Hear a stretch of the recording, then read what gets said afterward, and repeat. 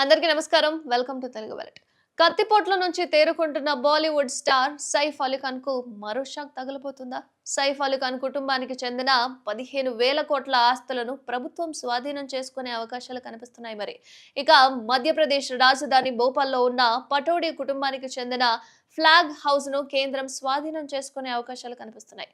అయితే భోపాల్లో సైఫ్ కుటుంబానికి 1000 కోట్లకు పైగా ఆస్తుంది. దీనికి సంబంధించిన పలు వివాదాలు కూడా న్యాయస్థానాల్లో నడుస్తూ ఉన్నాయి. కేసులపై 2015లో విధించిన స్టేను కోర్టు ఎత్తేసింది.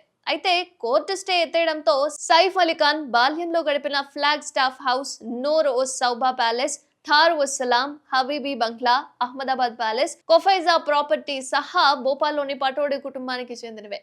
సుమారు 15,000 కోట్ల విలువైన ఆస్తి ఎనిమీ ప్రాపర్టీ యాక్ట్ 1968 ప్రకారం ప్రభుత్వం ఆధీనంలోకి వెళ్లే అవకాశం ఉంది. అయితే ఎనిమీ ప్రాపర్టీ చట్టాన్ని 1968లో రూపొందించారు. అయితే ఈ చట్టం ప్రకారం దేశ విభజన తర్వాత పాకిస్తాన్కు వెళ్లిపోయిన వ్యక్తులు ఎవరైతే ఉన్నారో భారత్లో వదిలిపెట్టిన ఆస్తులపై అధికారం అనేది కేంద్ర ప్రభుత్వానికి దక్కుతుంది. అయితే భోపాల్ చిట్ట చివరి నవాబ్ హమీదుల్లా ఖాన్ కు 3 కుమార్తెలు. ఖాన్ ఆస్తికి చట్టబద్ధ వారసురాలు ఆయన పెద్ద కూతురు అబిదా. అయితే ఆమె 1950లో పాక్కు వలస వెళ్లిపోయారని కేంద్ర ప్రభుత్వం స్పష్టం చేసింది.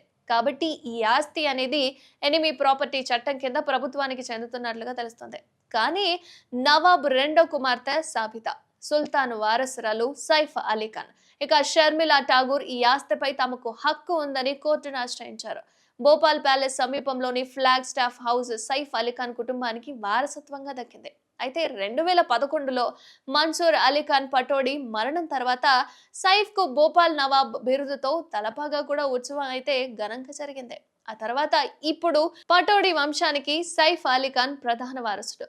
భోపాల్ చారిత్రక రాచరిక రాష్ట్రాల ఆస్తులపై 2015 నుంచి ఉన్న స్టేను కోర్టు అయితే ఎత్తివేసింది. ఈ స్టే ఎత్తేయడంతో ప్రభుత్వం ఆ ఆస్తులను స్వాధీనం చేసుకునే అవకాశం అయితే ఉంది.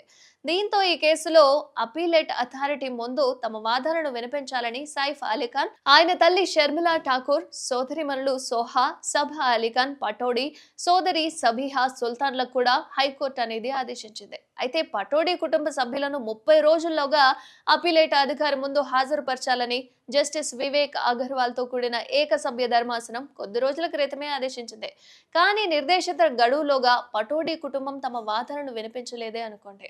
కోర్టు ఇచ్చిన గడువు ఇప్పటికే ముగిసిపోయింది కాబట్టి పటోడి కుటుంబం దీనిపై ఎటువంటి దావా వేయలేదు. తమ వారసత్వ ఆస్తులను ప్రభుత్వం స్వాధీనం చేసుకోకుండా డివిజన్ బెంచ్ లో ఈ ఉత్తర్వులను సవాలు చేయడమే పటోడి కుటుంబానికి మిగిలిన ఏకైక మార్గం. అయితే వాస్తవానికి 2019లో సాజిద్ సుల్తాన్ ను చట్టబద్ధమైన వారసురాలిగా కోర్టు అయితే గుర్తించింది. కానీ ఇటీవల తీర్పు వల్ల ఆ కుటుంబ ఆస్తి వివాదాన్ని మరోసారి తెరపైకి వస్తుంది. చూడాలి మరి ఈ ఆస్తులన్నీ కేంద్ర ప్రభుత్వానికి చెందుతాయా లేదా సైఫ్ అలీ ఖాన్ అనేది.